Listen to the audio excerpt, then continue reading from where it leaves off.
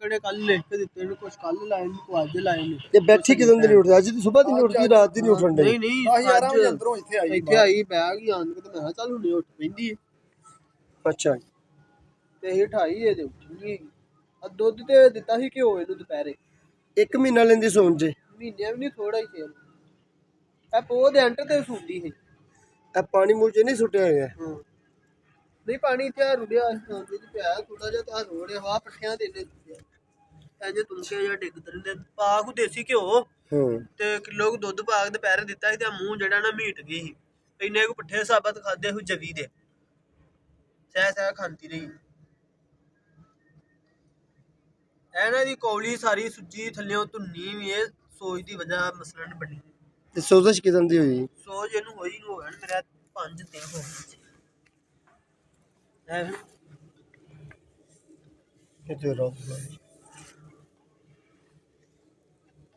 ਇਹਦੀ ਧੁੰਨੀ ਵੀ ਥੱਲਿਓਂ ਸੁੱਜੀ, ਇਹ ਲੱਤਾਂ ਨੂੰ ਵੀ ਸੋਜ